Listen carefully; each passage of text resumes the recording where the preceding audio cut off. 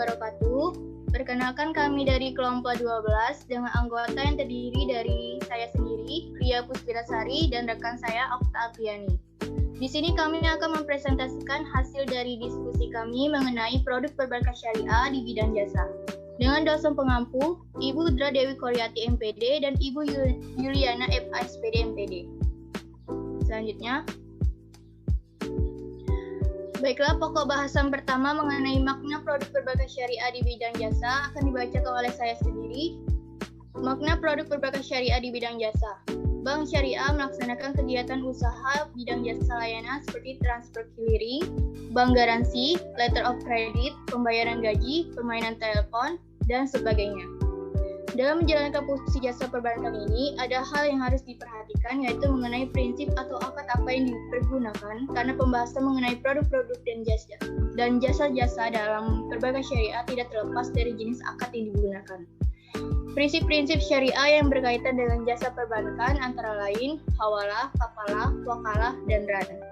Sehingga dapat dikatakan bahwasanya produk perbankan syariah di bidang jasa yang ditawarkan oleh perbankan syariah di Indonesia cukup banyak dan bervariasi untuk memenuhi kebutuhan usaha maupun pribadi, baik untuk urusan dalam negeri maupun luar negeri. Pelayanan jasa bank merupakan produk jasa bank yang diberikan kepada nasabah untuk memenuhi kebutuhannya. Bank menawarkan produk jasa dengan tujuan untuk memberikan pelayanan kepada nasabah bank dan pihak lain yang memerlukannya. Baiklah, selanjutnya. Mengenal akad hawalah dan kafalah pada produk perbankan syariah di bidang jasa.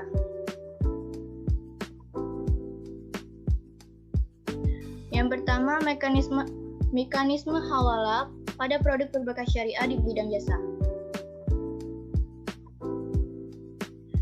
Al-hawalah merupakan pemindahan kewajiban membayar hutang dari orang yang berhutang kepada orang yang berhutang lainnya. Al-hawalah juga diartikan pengalian kewajiban membayar hutang dari beban pihak pertama kepada pihak lain yang berhutang kepadanya atas dasar saling mempercayai. Selanjutnya, dalam akad hawalah, terdapat 3 pihak yang terkait.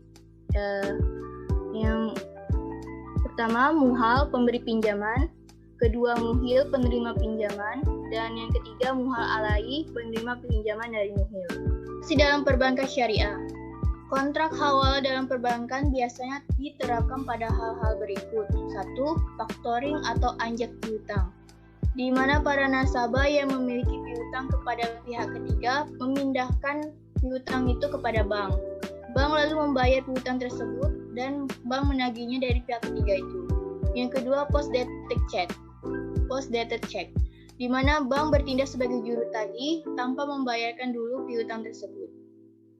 Jenis hawalah. Ada 2 jenis hawalah. Yang pertama, hawalah mutlaqo. Hawalah mutlaqo terjadi jika orang yang berhutang, orang pertama, kepada orang lain yaitu orang kedua, mengalihkan hak penagihannya kepada pihak ketiga tanpa didasari pihak ketiga ini berhutang kepada orang pertama. Hawalah mutlaqo tidak diperbolehkan oleh para ulama kecuali ulama Hanafiyah. Alasan utama 3 mazhab selain Hanafiyah yang melarang hawalah semacam ini adalah karena orang yang dipindahkan pembayaran utang, muhal alai, tidak ada hubungannya dengan orang yang memindahkan utang, muhil. Yang kedua, hawalah muqayyadah. Hawalah muqayyadah terjadi jika orang yang berhutang memindahkan beban hutangnya tersebut pada muhal alai dengan mengaitkannya pada hutang muhal alai padanya. Namun kedua macam hawalah tersebut diperbolehkan berdasarkan pada hadis Nabi yang diriwayatkan oleh Abu Hurairah. Selanjutnya, manfaat hawalah. Ada 3 manfaat hawalah di sini, yaitu 1. Memungkinkan penyelesaian hutang dan piutang dengan cepat dan simultan. Yang kedua, tersedianya talangan untuk hibah bagi yang membutuhkan. Yang ketiga, dapat menjadi salah satu base income atau sumber pendapatan dan pembiayaan bagi bank syariah. Selanjutnya yaitu mengenai ketentuan hawalah. Dewan Syariah Nasional menetapkan aturan tentang hawalah sebagaimana tercantum dalam Fatwa Dewan Syariah Nasional nomor 12 DSN MUI 4/2000 tertanggal 13 April 2000, Fatwa 2006 sebagai berikut. Yang pertama, rukun hawalah adalah muhil, yakni orang yang berhutang dan sekaligus berpiutang. Muhal atau mudhai, yakni orang yang berpiutang kepada muhil. Muhal alai, yakni orang yang berhutang kepada muhil dan wajib membayar hutang kepada mudhal. Yang kedua, pernyataan ijab kabul harus dinyatakan oleh para pihak. Ketiga, akad dituangkan secara tertulis melalui korespondensi atau menggunakan cara-cara komunikasi modern. Yang keempat, hawalah dilakukan harus dengan persetujuan muhil, muhal atau mudhal, dan muhal alai. Yang kelima, kedudukan dan kewajiban para pihak harus dinyatakan dalam akad secara tegas.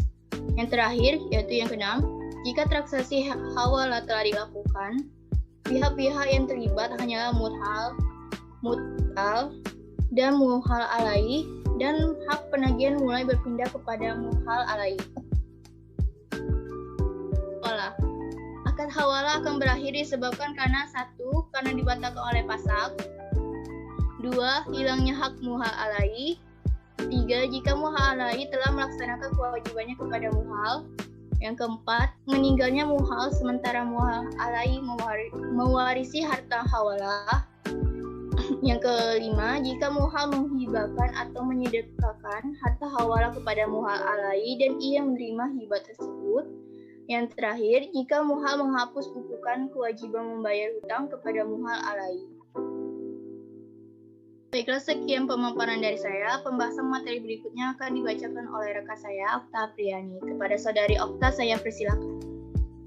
Baiklah, pembahasan yang kedua yakni mengenai mekanisme kafalah pada produk perbankan syariah di bidang jasa.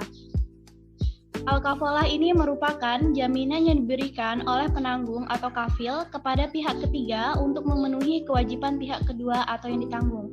Al-kafalah dalam perbankan adalah akad pemberian jaminan yang diberikan oleh kafil. Di sini kafil ialah peminjam atau bank kepada makful. Makful yang dimaksud di sini ialah penerima jaminan dan penjamin bertanggung jawab atas pemenuhan kembali suatu kewajiban yang menjadi hak penerima jaminan. Yang selanjutnya yaitu aplikasi dalam perbankan syariah. Aplikasi kafalah ini dalam perbankan syariah dapat berupa garansi bank, di mana garansi bank dapat diberikan dengan tujuan untuk menjalin pembayaran suatu kewajiban pembayaran, di mana bank dapat mempersyaratkan nasabah untuk menempatkan sejumlah dana untuk fasilitas ini, dan bank menerima dana tersebut dengan prinsip wadiah. Bank mendapatkan imbalan atas jasa yang diberikan. Yang selanjutnya yaitu jenis-jenis kafalah. Jenis-jenis kafalah ini ada 5. Yang pertama, kafalah bin nafs, di mana kafalah bin nafs ini merupakan akad memberikan jaminan atas diri atau yang disebut dengan personal guarantee. Yang kedua yaitu kafalah bil mal. Kafalah bil mal ini merupakan jaminan pembayaran barang atau pelunasan hutang. Yang ketiga yaitu kafalah bit taslim.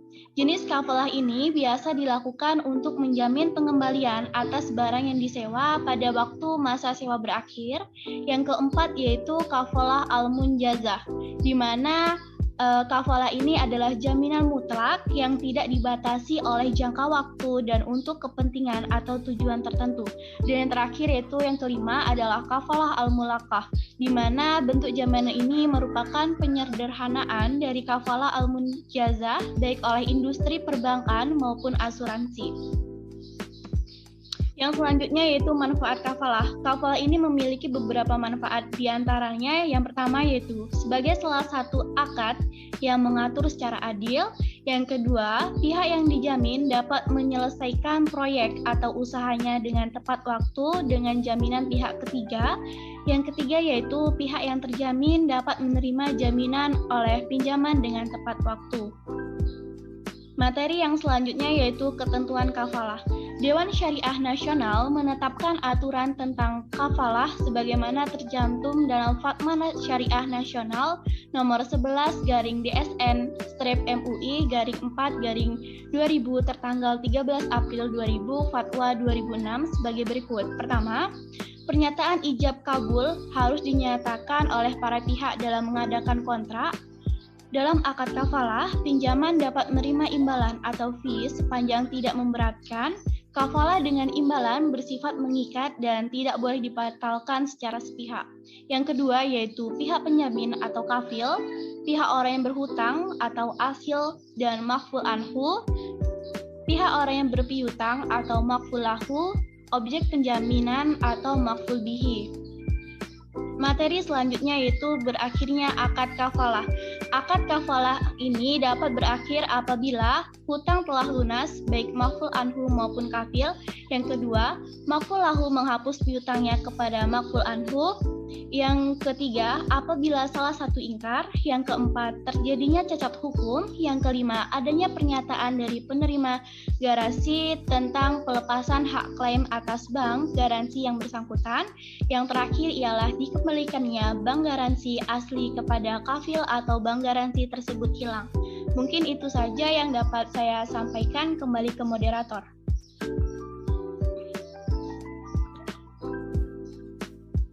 Baiklah,